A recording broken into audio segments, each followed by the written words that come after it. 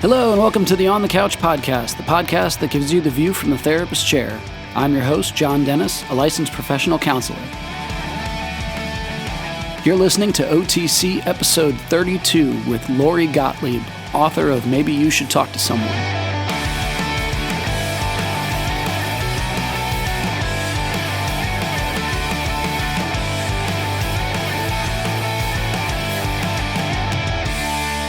Oh, welcome back, OTC listeners. Season 2. Man, I hope you all had a good holiday break. I definitely did. Got some good time to rest and spend time with family and friends. Yeah, every time I start up the episode, I always, what runs through my mind is singing the theme song to, like, Welcome Back, Kotter. The, like, welcome back. But I will spare you all that every time because nobody wants to hear me sing. So, man, we're moving into 2020.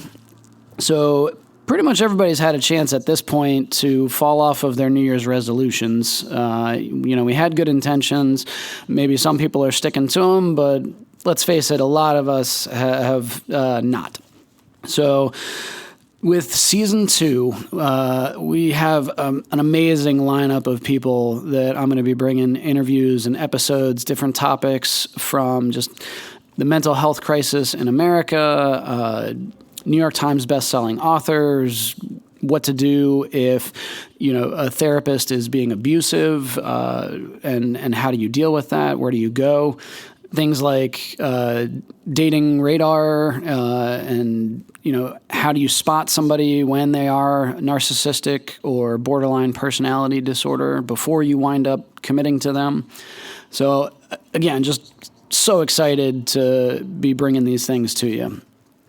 Today's guest is Lori Gottlieb, and if you're not familiar with Lori, I would say you've probably been under a rock for the last couple of years.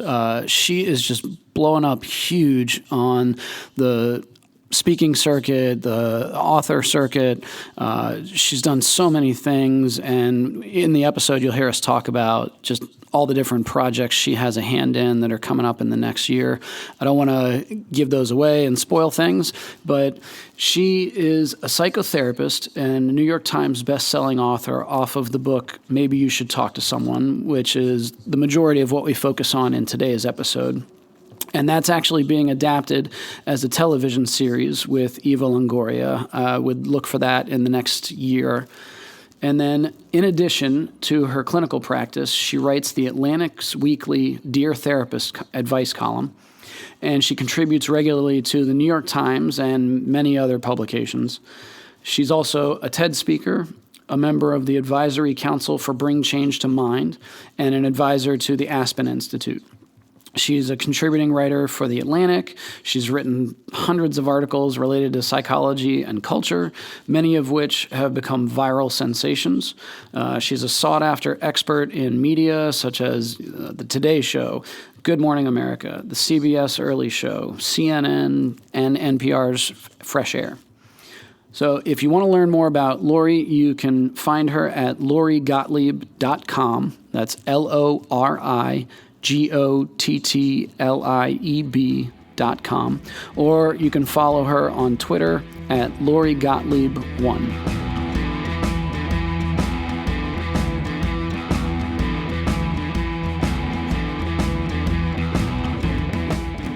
So I'm so honored to have you on the show. Thank you for carving out some time. Well, thanks for having me. So I need to start with, you're having a pretty amazing year. I almost had to unfollow you on Twitter just because, like, every day I felt like you were getting awards. So, yeah, you had, I'll briefly summarize what I know, but, you had your TED Talk hit 1 million plus views. You were asked to be an opening speaker for South by Southwest 2020. You had 2019, Best Nonfiction Audiobook of the Year. I thought I saw something this morning from Psychology Today. I don't know, any I'm leaving out? I'm sure there are. Yeah, I'm just really glad that so many people are reading the book. Sure. So I think the fact that it made so many best of the year lists shows that it's having an impact, which is the reason that I wrote it. Definitely. And so out of all the things, are there ones that, not to throw anybody under the bus that it didn't matter to you, but are there ones where you're like, wow, that one really stands out for me? I think all of them mean something to me. It's kind of surreal to me to see, well, you're on the best books of NPR, you're on the best books list of Time Magazine. You're on the best books of Kirkus, whatever it is. I think the fact that anybody has singled out the book, I think it's really gratifying given the kind of book that it is. It wasn't this big commercial book. Mm-hmm. It was this book about our inner lives. And when something like that strikes a chord, I think that it, in some small way, I hope, can move the culture. Oh, definitely. I definitely want to get into just the being on both sides of the couch. But with you have a son, and my understanding is he's sort of teenager now. Does he kind of help keep you grounded, so to speak? I find teenagers have a wonderful way of doing that, where they're just like, meh, yeah, that's great. Yeah, I think that I'm just his mom. I'm not this public persona to him. Mm-hmm. It's very much, Mom, can you get me to basketball? It's not, oh my gosh, Mom, look at that. So, I think he's proud of what I've done, but he's a 14-year-old boy. Okay. So with the TED Talk, I wanted to highlight that just a little bit. You talk in that about, unreliable narrators, that we all kind of struggle with that.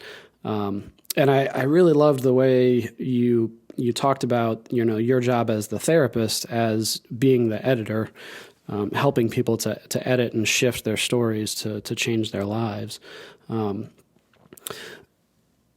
With that, what are some of those narrations that you find people really struggle with? The role as the imposter or the victim or the hero. So the TED Talk is exactly that. It's about how we all carry around a narrative of how we appear in the world, how others appear in the world to us, why things are the way they are, why we're stuck. And we all have very good reasons for that.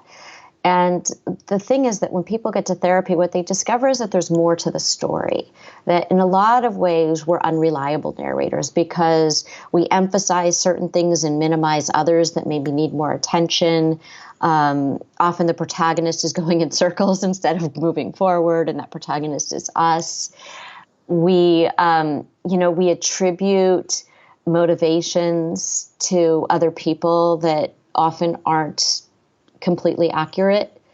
And so, and then we have stories that we tell about ourselves, like I'm unlovable, or I can't trust anyone, or nothing will ever work out for me. And when we have those stories running in the background, it's almost like a self-fulfilling prophecy that if that's the story we're telling ourselves, that's how the story is going to go. And so I feel like my job as a therapist is a lot like an editor, where I'm helping people to tease out what is it about your story that maybe needs a rewrite, and how can that help you grow and change if you have the courage to do that rewrite. Sure.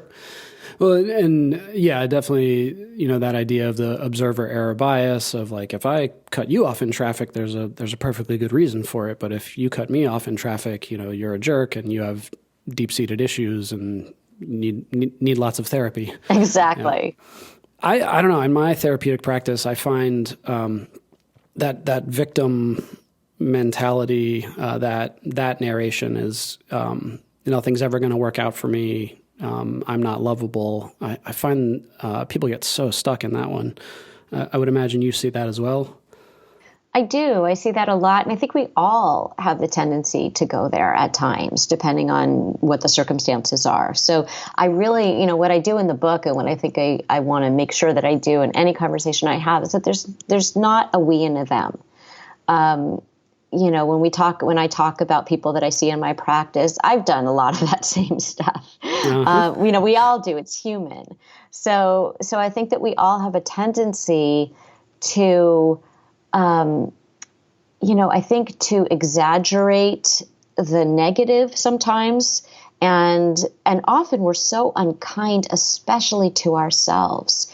I talk in the book about, I had a patient who didn't realize, I think most of us don't realize what we say to ourselves and just how distorted it can be. And so I said to her, write down everything that you're saying to yourself in your head for the next few days. And then when you come back next week, we'll talk about it. And when she came back, she had this piece of paper in front of her and she started to read. She said, every time she started, she had to stop. She said, I can't read this. It's just, I'm such a bully to myself. And the thing is, we're so unkind to ourselves. The things we say that we don't even realize, like, you're such an idiot, or, oh, you'll never get that, or, whatever we're saying to ourselves, or you look terrible. That's how we talk to ourselves. Can you imagine if we talked that way to people that we cared about? Well, yeah, it seems like, that sort of George Costanza preemptive strike kind of defense mechanism of like, I'm going to be the best at beating myself up so that nobody else gets through. Like, nobody else can hurt me if I'm the best at hurting myself. Right. You can't fire me. I quit. Yeah. Yeah. And man, in my work with clients, that exercise of, I want you to write that down. A lot of times, they'll come in with that, like, sometimes 2 pages of negative stuff. But then when you're like, okay, let's try to rewrite some of these or write some positives, it's like, nothing, zippy. Yeah, a lot of people have trouble with that. And I think that the reason that they speak to themselves that way is because there's a lack of self-compassion. And these often are very, very compassionate people toward others, but they're not very compassionate toward themselves. And I think that, they need to kind of even that out, that they need to have more compassion for themselves. And then I think what happens is that they become less influenced by the things that happen out in the world, that the things that happen don't kind of take them to that dark place or take them to that rageful place in the same way. They don't feel as slighted because they interpret what's going on in the world with more balance. I guess I kind of describe it as you sort of train them and help them to sort of turn the volume up on that positive feedback loop and either, obviously with the cognitive behavioral therapy, the, thought stopping and reframing kind of stuff, of like turning down the volume on that negative feedback loop. Yeah. And I also want them to look at where this voice is coming from. Whose voice is that? We aren't born that way. We aren't born hating ourselves. In general. So I want to know where did that voice come from and how is it serving them? And sometimes it really is serving them. It sounds counterintuitive, but sometimes it's serving them because it keeps a safe distance between them and other people. It keeps them from connecting in a deeper way. And often what happens is that you discover that there's some reason that getting close to people feels dangerous to them. And so it's almost a protective way of going about the world. Sure. Well, and I'm so glad you brought that up because I listen a lot to Christopher Titus. He's one of my favorite comedians and not terribly PC these days, but he talks about that voice, his voice as his inner retard. And he talks about getting it from his dad, who he describes as the most negative superhero on the planet. And and then he's, sort of taken the baton and carried it forward. That now I have that voice in my own head. Yeah, so there are two things. Sometimes it's that somebody, when you were growing up, said those things to you or gave you that impression of yourself. But sometimes it's like, I think what you're talking about with the comedian, that it's that it was modeled for us, that maybe the person didn't say it to us, but we saw them saying it to themselves. Mm-hmm. We saw a parent view the world through this very negative lens, or this martyr-like lens, or where, they felt like the world was happening to them and they had no agency and no choice. And that affects the way that we view our own place in the world, even if it was never said directly to us. We just saw our parents doing that to themselves, and we inherited that. Well, yeah, I mean, obviously modeling is such a strong thing. And so kind of getting into the agent of change, I mean, you talk a lot about that with the freedom and the agent of change in your TED Talk, but also in Maybe You Should Talk to Someone, I thought you did such an amazing job of balancing, the look from both sides of the couch and some of the irreverence of, showing people what goes into, the therapist and what they look for, and like, oh, you're sitting there on the couch, or, those issues of dealing with confidentiality out in the public and things like that. But at the same time, just really masterful in terms of showing how special the therapeutic relationship is. So, yeah, I just thought you did such a good job with that.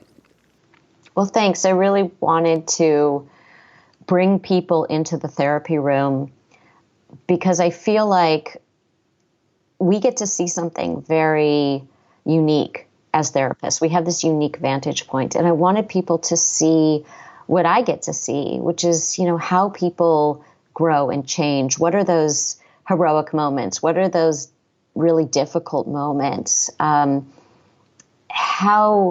do we get through our struggles? And so in the book, I follow 4 seemingly very different patients.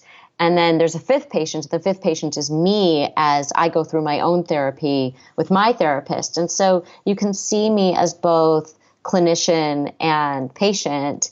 And you can see everybody, I think, is just, as I say at the beginning of the book, that my most significant credential is that I'm a card-carrying member of the human race. I think you can see us all as humans, and that we're all more the same than we are different, even though we present so very differently. And you can see that with the patients and my own situation in the book. Sure. Especially like you were saying, I'm human too, just because I'm a therapist, in your therapy with Wendell, falling victim to some of the same things that our clients do, of like, so do you like me? Like, am I one of your favorites? Or I'm not as crazy as some other people, right? I think we all want that, Yeah, I think that whether we're aware of it or not, I think we all want our therapist to like us, and we become very attached. If the therapy is good, we become very attached to our therapist, and we sometimes, like in the book, when I leave and I see somebody else in the waiting room, there's almost this sibling rivalry. Like, oh man, my session must have been such a downer for him. He probably likes her so much more. He's probably looking forward to her session, and he probably dreaded my session. We all have thoughts like that. That depends on if they leave crying or not. So, yeah. Yeah. With that, the wanting to have that connection with the therapist, you talked in your interview with Dax Shepard on Armchair Expert about, that connection being the most important factor. That, yes, the therapeutic modality of, CBT or DBT can be important, but the most important is that connection to the therapist. Right. And research shows that the most, you're going to get the most out of your therapy. You're going to have sort of the highest, quote unquote, success rate, whatever success means to you. If you have a strong relationship with your therapist, it matters more than the number of years of experience they have. It matters more than how they trained. It matters more than, as you said, the modality that they use. All of those things are important. So just to emphasize that, those matter. But what matters most is the relationship that goes on in that room. And that's what I was really writing about. And maybe you should talk to someone. Sure. In that, as the therapist side of the couch, obviously you've had a lot of experience. You write the Dear Therapist column. You've worked with a lot of people as a therapist and giving advice. What themes do you see, throughout, I guess, the country, if you can speak to that, in terms of, therapy and mental health? What are a lot of the things you see people struggling with? I think that no matter what people are struggling with, there's this underlying sense of loneliness or lack of connection in our lives. And I mean that even if someone is surrounded by people, even if they... Alone in a crowded room kind of idea. Yeah. I mean, when I see a lot of couples and I see what they talk about is at night they're co-computing in the same room, right? They're both like on their devices in the same room, but they're not really connecting. And I think in general, we don't see people in person without, like, you don't go out and see your friend for coffee without somebody's phone is going to go off in the middle of that. Often people will just leave their phones right there up on the table. So It's not even subtle. And so I think there's sort of this lack of connection, and connection is so important for mental health. It's so important for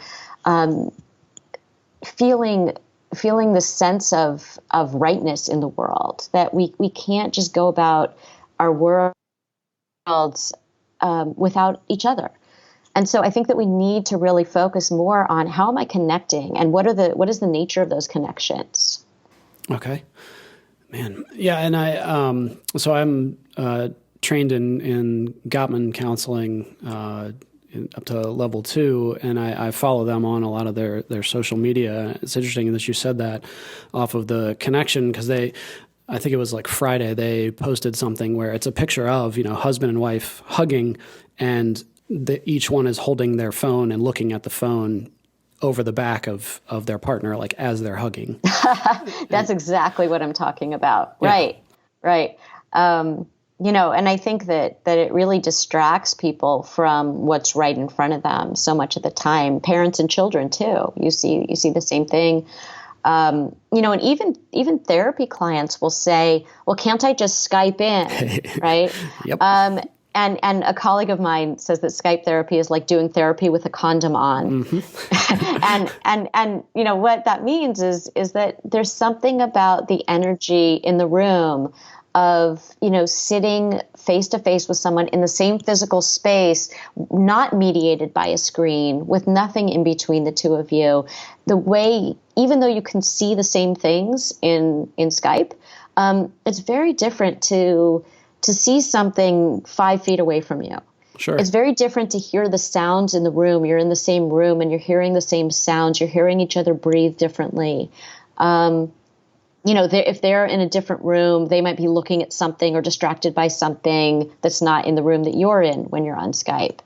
And there's just also a vibe of what it feels like to sit in the same physical space with another human being for 50 minutes straight, with nothing pinging or ringing or vibrating or interrupting you in any way. Mm-hmm. Well, and I love that so much in your book with John, where, he's this, very, very large presence, like doesn't really ask for permission, just like, I know you go through a bunch of different scenarios where like he orders lunch in the middle of the session, or he's constantly on his phone, or he like tries to Skype in from, the set that he was working on, and, wanting you to contact your therapist or his therapist, who you find out, contact his wife's therapist, who you later find out is your therapist. That lack of connection through the technology and also just the metaphor for yet another defense mechanism, yet another barrier. Well, right. I mean, John's whole thing was that he couldn't get close to people. He didn't know that. His presenting problem was, It's everybody else. everybody's an idiot. Everybody's an idiot, and everybody's making my life so difficult. And I don't want to give away any spoilers with him, Sure. but what you come to realize is that there's, I think that the ways that people behave, they tell you a lot about what their issue is, right? And it's usually a way of protecting themselves from the unspeakable. And so it's something they can't say, and that they're acting out behaviorally. And that's exactly what was happening with John. And when you find out sort of what that thing was, and it's devastating, all of a sudden, all of his ways of being in the world, the ways that he pushes people away, made complete sense. Yeah. And you think, well, that's the sane thing to do in that situation. Mm-hmm. It makes sense. That's what anybody would do.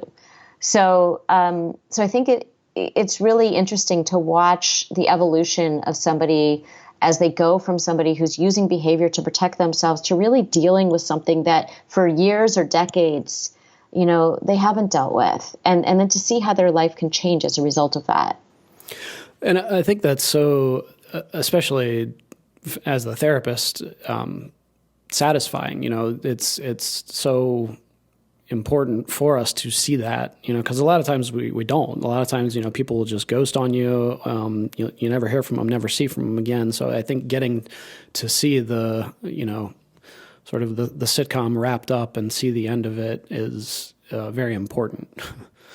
Yeah, and I don't think that any of the stories are wrapped up in a bow in the book. I think I wanted it to be really realistic. So I think that I was very honest about where people were, and people made tremendous changes. And these weren't isolated incidents. I think we all have lots of patients who make tremendous changes.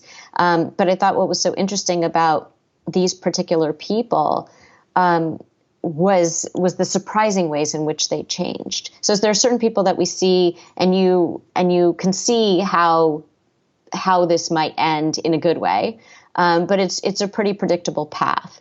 And for others, it surprises even you. And I think those are interesting cases. But I also, in the book, talk about people that I can't help, people where I feel like, the therapy didn't work. And I think that was really important to show, too. There was one client that I write about where she would come back week after week and tell me in all kinds of ways how incompetent I was. Yes. And I was, by the way, because I was unable to help her. And even with the feedback of my consultation group week after week, and they would offer all kinds of suggestions, I could not reach her in the way that I wanted to and in the way that she needed.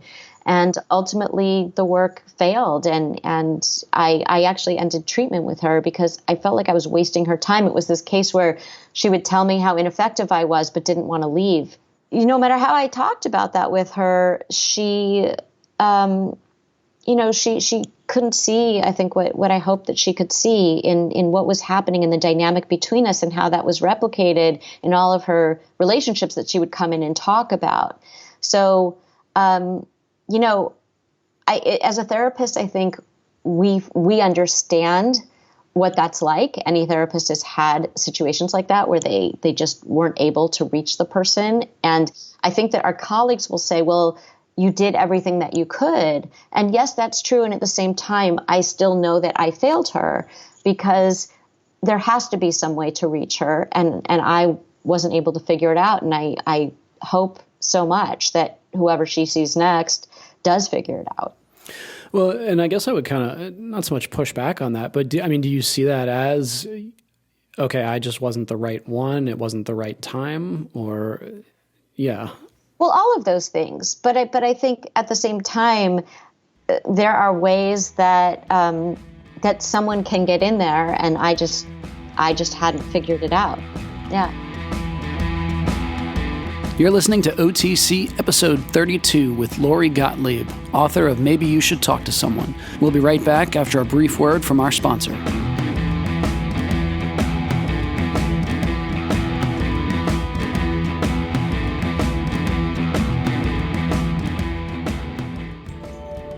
Life is hard, but Parenting and Family Solutions is here to help. Our board-certified counselors are easy to talk to and offer a safe, encouraging environment to help you with your unique needs.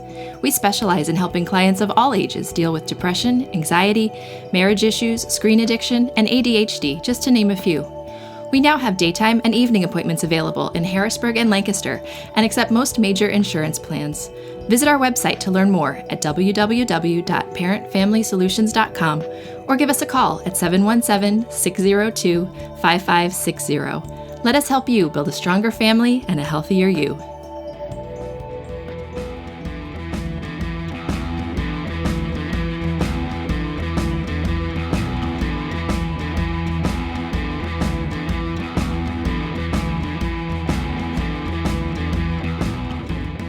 Well, and going back to that, the connection to the therapist as the most important factor, it made me think of with John.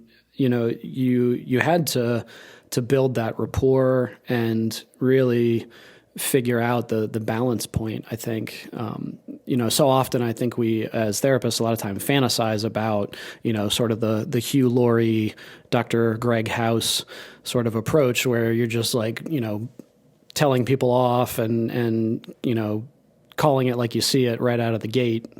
But people can't. I don't think you'd keep a practice open if you did that.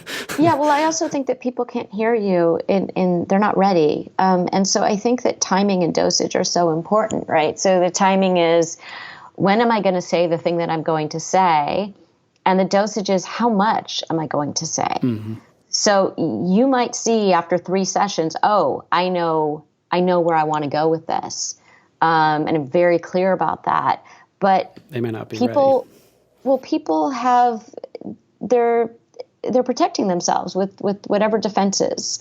And if you go in too soon or with too much, the wall will go higher, and then it's going to be harder for you to scale that wall. And it's going to take longer. And we want people suffering to end as quickly as possible. And so sometimes that means, ironically, having patience.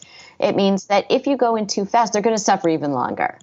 And so we have to have patience, and we have to make sure that we're aware of what we kind of push them a little more than where they're at, but not so much that they're going to freak out.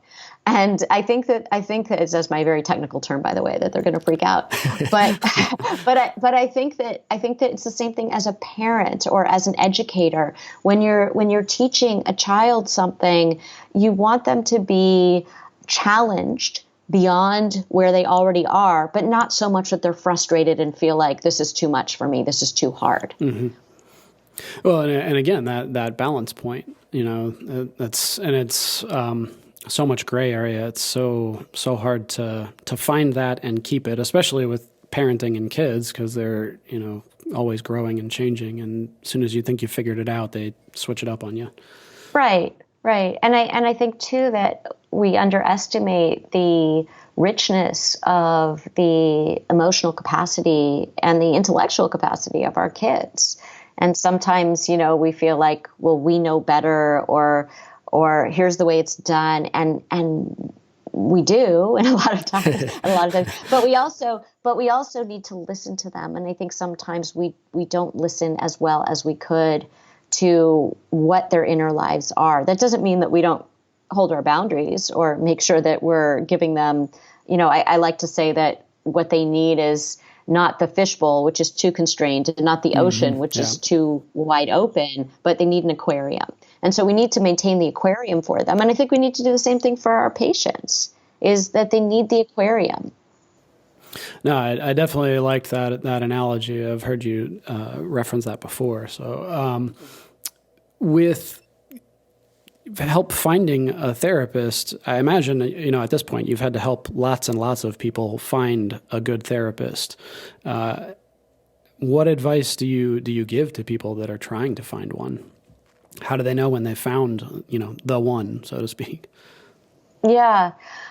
Again, it's about that relationship. And I think that one misconception about therapy is that if you make an appointment with a therapist, that you're in therapy with that person. And that's just not true. We're dating now. You might It's not official. be in therapy with that person. Right. It's sort of like someone who goes on a first date and said, okay, so now we're in a relationship, right? Yeah. Well, not so much. And so I think that what happens is people need to know that when they come in, it's really a consultation, and it's giving information to both parties. It's not just for the therapist to evaluate whether it's the right match, or for the client to evaluate whether it's the right match, but it's for both to evaluate whether it's the right match. And it's really about saying, is this going to be the right environment for, as a therapist, I think, am I the right person to help this person with what their goals are? And for the client, it's about, how do I feel in the room with this person? Do I feel understood? Do I feel comfortable talking to this person? Do I feel like this person is capable?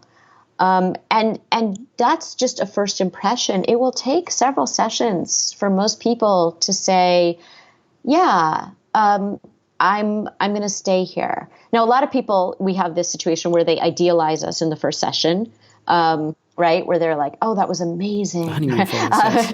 And then I always think in the back of my mind, okay, when am I going to fall from grace?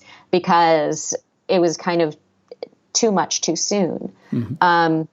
And so, I look out for that too. When is the time when I'm going to say something and they're going to feel misunderstood, and they're going to feel like, wow, that I was really wrong about this therapist? Because you're always going to misunderstand people. And there's that whole process of rupture and repair that we go through in our outside relationships, but it's especially valuable for people to learn in therapy so that they can take it into the outside world. And just for the listeners, can you kind of unpack that rupture and repair concept a little bit? So rupture is when somebody feels hurt by the other person. They feel unseen, unheard, misunderstood. There's some rupture in the connection between the two of them. And some people at the first, inkling of anything, right, the first sign of rupture will flee. Some people at the first sign of rupture will become enraged. Usually there's a sense of, I feel deeply hurt by this rupture. If they have a history like that, where they didn't get good modeling for how do we repair that. So sometimes when they were young, let's say that the rupture was, oh, I feel really sad. And the parent says, oh, don't feel sad. Let's go to Disneyland. Right. Be nice. Sometimes the child will, and it's like, there's no understanding of why the child feels sad, or there's no ability to let the child feel sad or to hear what they're sad about. That's one kind of rupture. Another rupture is just, being profoundly misunderstood, and the person not willing to hear where they're not understanding something about the other person. And then the person becomes kind of invisible. So if they experience that as adults, they may not know how to deal with that, and they may have the same visceral reactions that they had to it as children, which is feeling very hurt or angry, or feeling like, oh, well, this relationship won't work. They just leave. And so I think that they need to learn the process of repair, which is, hey, I don't think you're understanding me here. Can we talk about that? And if you have a partner who is willing to do that repair process with you, it can be an incredibly healing experience. And it also changes the way that you see the normal vicissitudes of human relationships, which is that people are going to hurt other people that they love, whether they like it or not. That's just going to happen because we can't always perfectly mirror another person. We're two separate people, and we're going to see the world different ways. And we have to allow for both possibilities. And we also have to allow ourselves to agree to disagree. That the repair is not, and now you see things exactly the way I do. Yeah. Right? The repair is, I want you to understand, even if you disagree with it, I just want you to understand how I feel. But you still get to disagree with it. Well, and yeah, I think people are sadly much heavier on the rupture end of the scale and very light on the repair end of the scale. We're very bad at that because it's messy. It makes us even more vulnerable, Right. And I think people are so, they want to disagree with someone's feelings. You can't disagree with someone's feelings. You can have different feelings. Yes. But you can't say your feelings are wrong. Like you shouldn't feel that way because I didn't intend that. Well, no, you feel that way. And then you can talk about what you really intended. But you can't argue with someone's feelings. You can have a different opinion about the situation.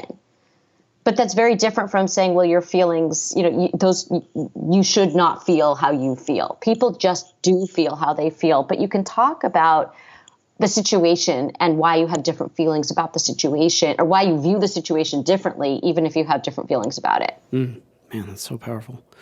And I like that idea of the first session as the consultation. I tried to do a good job in that initial session of explaining to people, and especially to the teens that I work with, I am not the guy for everybody. I am not trained in everything psychology. Not everyone is going to connect with me. And then, kind of echoing that is important. And you have the right to bring that up and, ask for a referral or, my job as the therapist, if I'm not the one, so to speak, is to get you to that better fit. And my job is to help with that transition.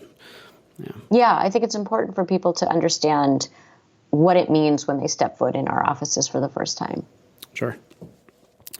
Well, and kind of moving things into the TV show. So the book has been picked up for TV show adaptation.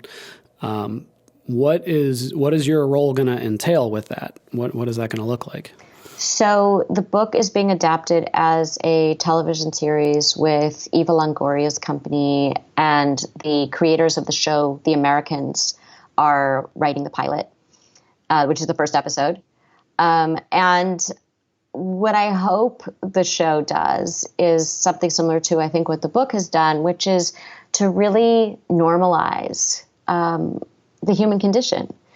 And also, I think, too, one of the things that I hope the book does is that it demystifies a lot of the I think it shatters a lot of the misconceptions yes. of what therapy is and also what it isn't. That I think that the two tropes of therapists in the media have been the brick wall, the therapist Stoic who and nothing. Doesn't say anything, right? Who just kind of says, but feels more like a robot than a human.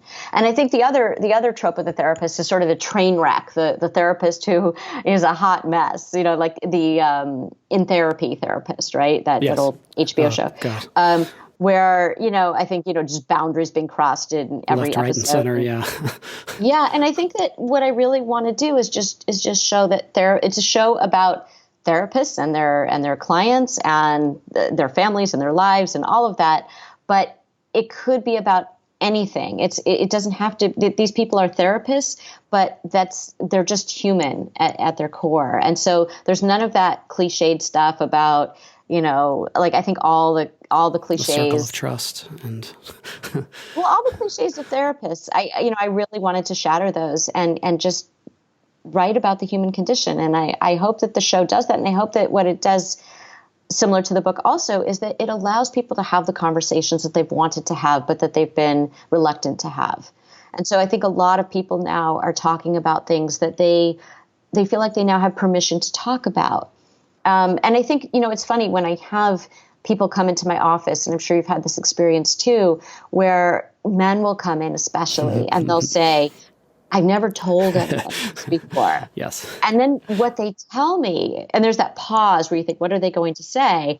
And then I'm listening. I'm really interested because I think it's going to be this very, very profound secret that they've been holding. And it's something that's so mild. And I have so much compassion for them because I think, wow, they had nobody that they could be even this vulnerable with, which to me doesn't feel very vulnerable, but to them feels quite vulnerable.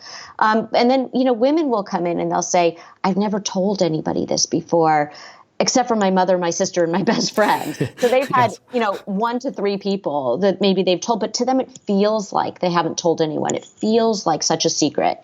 And usually what they say, I can see why it felt more vulnerable to them. But the point is that whether, whatever situation you're in, whether you're somebody who has nobody to tell or maybe a few people to tell, I think that we need to feel that it's normal, that we're normal, that this is just part of life. And I think that that's what we learn in therapy. But I feel like if you maybe read the book or watch the TV series, maybe you'll get that lesson also without going to therapy. Because there are a lot of people, I don't think that everybody needs to go to therapy, but I do think that a lot of us don't know how to have the important conversations that really enrich our lives on a daily basis. I'm not talking about having these very deep, heavy conversations. I'm talking about just being able to show up, be present, be genuine and authentic. What does that look like? Mm-hmm. Well, and I think it's coming. It's such a perfect time. I say all the time, I feel like, mental health and therapy is starting to finally come into its heyday. It took a lot of clawing and scrapping to get here, but I feel like it's starting to go in the right direction now. So with the show, is the idea for it to be, comedy, drama, dramedy? What are you hoping? I think it's similar to the tone of the book, which is that it's got some sad, it's got some hilarious. Right. It's sad. It's funny. It's everything in between. You'll laugh. You'll cry. Well, I think, on the book, there's a huge tissue box on the cover of the book, because I specifically said no couches. Like, we're not doing that cliche. But I think there's something about, that crying can feel really good too. Mm-hmm. There's tears of joy in the book, definitely. Especially, let's say, in Rita's situation, the sort of older woman who is struggling with her adult estranged children and all the regret that she has in her life. And, I think there's a lot of kind of bittersweet joy and sadness, both in her story. And I think that that's more reflective of life. Mm-hmm. Well, and so are you getting to write on this? I know you talk earlier in your career of working on ER and, having the doctor that you all consulted with to make sure the show was, medically accurate. Are you now the consultant, or how does that work? Right. I didn't write on ER. I was an executive at NBC, and yes. I was a junior executive, a baby executive, at the time. So on this show, I'm a producer and a consultant. Okay. Yeah.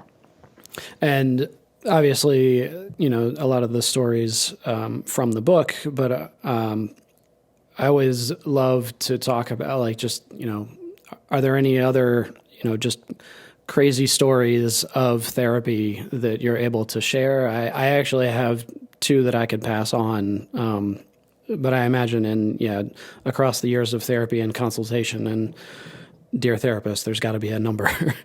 Right. Some of the crazy stories, when you say crazy stories, I think there's stories about us kind of getting our footing. Mm-hmm.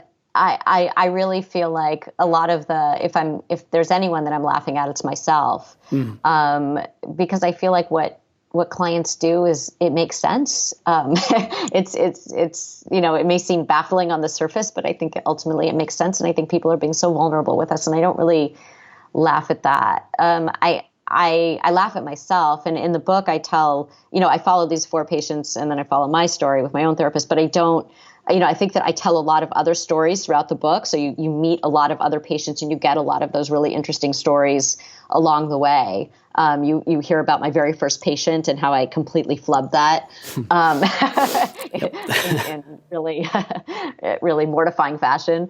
You hear about a lot of other patients in passing in the book. And I think that in the TV show, it's going to be fiction. So it'll be based on experiences that I've had, but all of the stories are going to be completely fictionalized.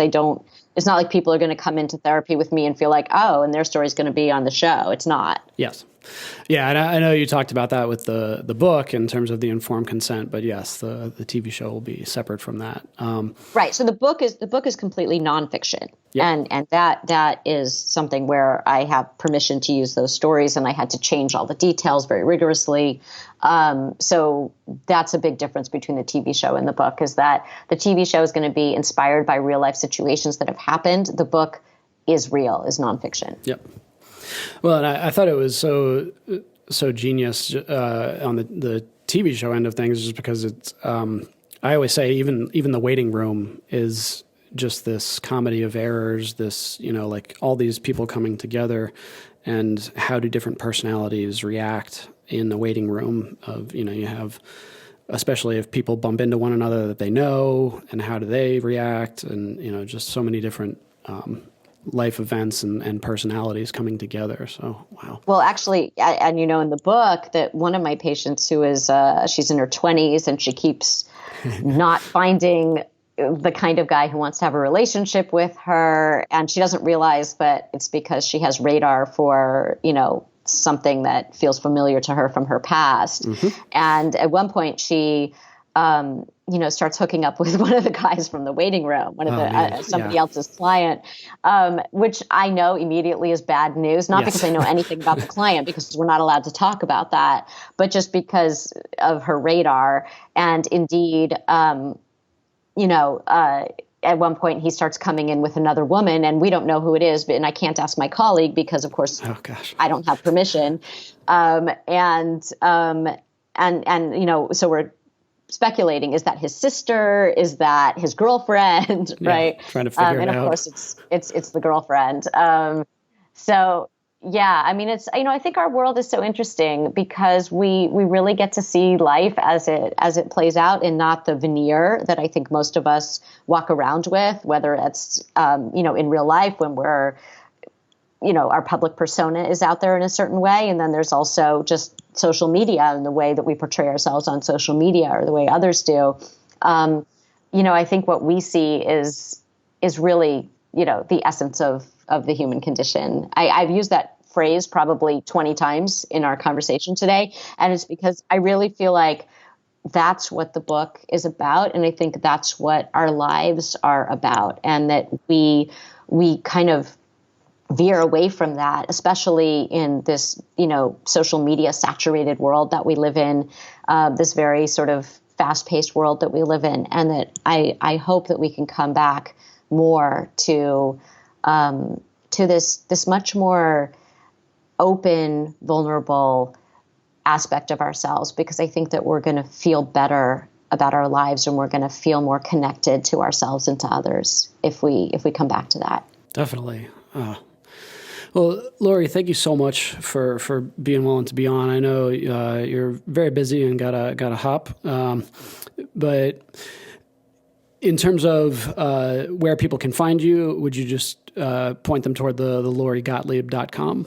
Sure. They can go to my website, which is LoriGottlieb.com, and I am on Twitter, as you said, at Lori Gottlieb 1.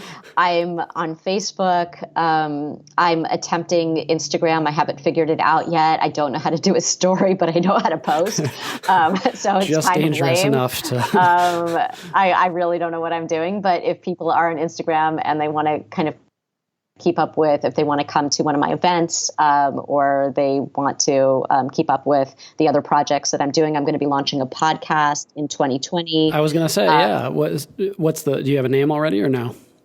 We don't have a name yet. It's with iHeartMedia, and Katie Couric is producing it. And my co-host is Guy Winch, who is, I'm the Dear Therapist columnist at The Atlantic, and he's the advice columnist at TED. Oh, wow. And we're teaming up as therapist advice columnists on this podcast. So if people want to keep up with what I'm doing, they can always follow my social media accounts for updates, or they can look at my website, and I try as best as I can to keep that updated. And do you have any tentative date launch-wise for either a podcast or a TV show, or I'll just have people check back in? Both are for 2020, but I don't have the date yet. Okay. Awesome. Well, I wish you a happy Hanukkah, a wonderful New Year, and can't wait to see what amazing things you come up with in 2020. So thank you for honoring me. Thank you so much for the conversation. I really enjoyed it. Yeah, take care. Take care.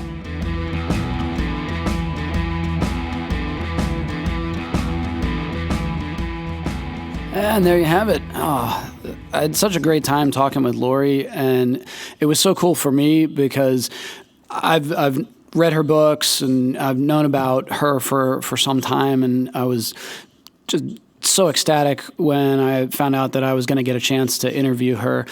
She's been one of the people that's been on my sort of like podcasting bucket list. I have like a running list of dream guests that I want to have on. And so it was really cool to be able to get the chance to talk with her. I hope you enjoyed the interview. And if there are people on your bucket list, so to speak, guests that you want to hear and have on, shoot me an email at otcpodcast@parentfamilysolutions.com, and I'll be sure to start reaching out and try to have them on the show. So thanks, as always, for stopping by, and I will catch you all next episode.